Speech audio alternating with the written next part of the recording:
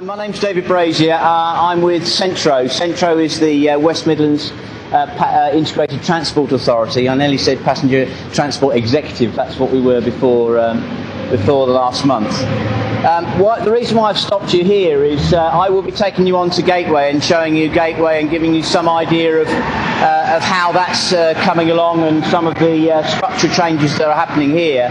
But I thought it was very important just to try and join where we've been up to where we're going.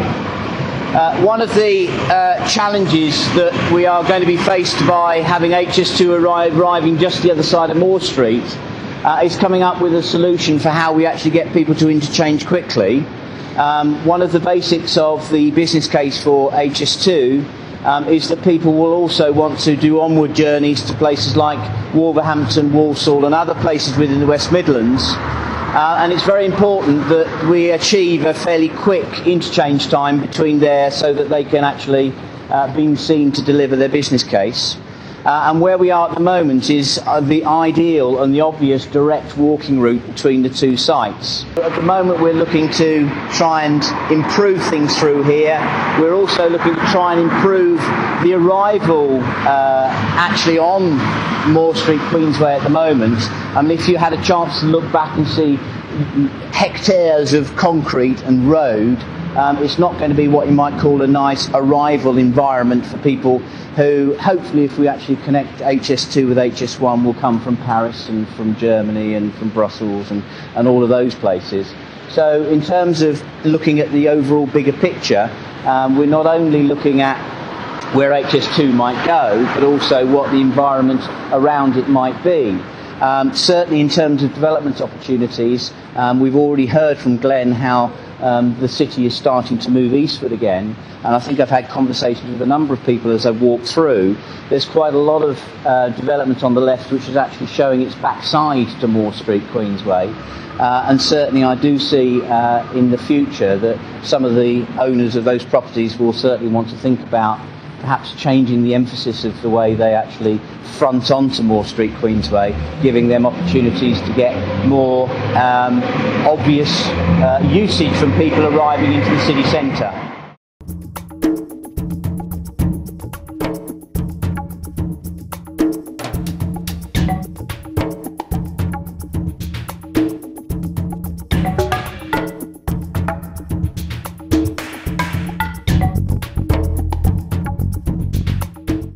One of the things that Nigel was very keen to do was, as part of the redevelopment, is to actually open up a public space. And what we've got Network Rail to agree to include in the scheme is actually to slab over that void there that at the moment goes down onto the tracks and the platforms. So what you see there is going to be a new public space. I've got a picture here which you'll have seen on the invite of what this is going to look. Unfortunately, this is in the dark. But it shows the reflectability of the actual rain screen that's going to be put around the actual station itself. And again, as you can actually see, that it's at angles such that you can not only see the trains coming in, but also the movement of the sky and reflection of that sort of nature. The short stay car park that is there at the moment underneath and through underneath the station side is being moved from this side of the station to the other side, to the west side. Therefore, obviously we get a lot more space.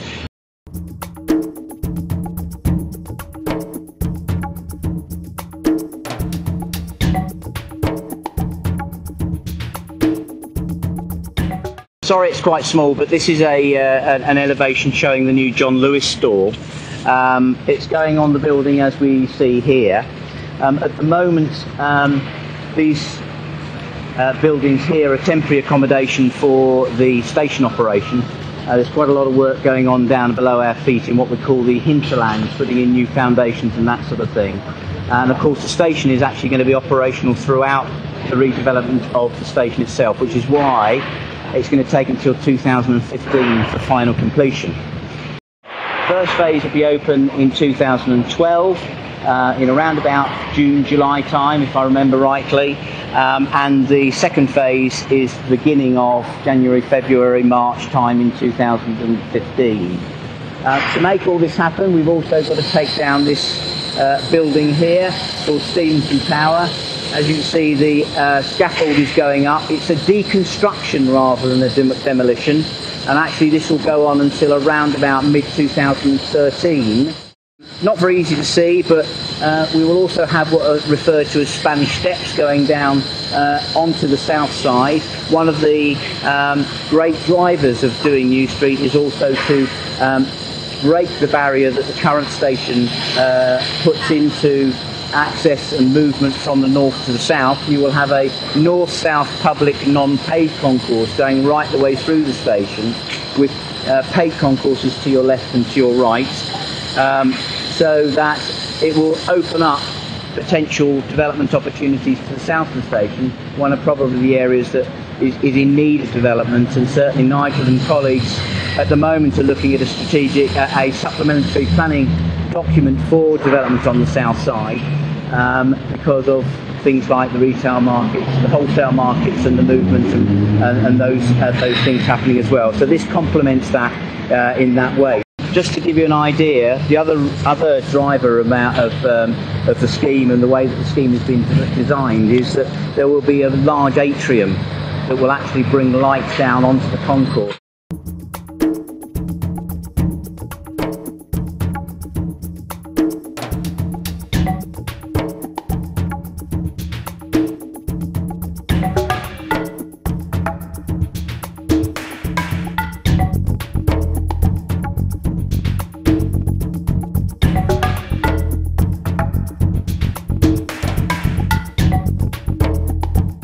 Just a bit of plug for Centro is that this road here, Stevenson Street, all the buses will be taken out from 2012 for us to actually start work on our metro extension.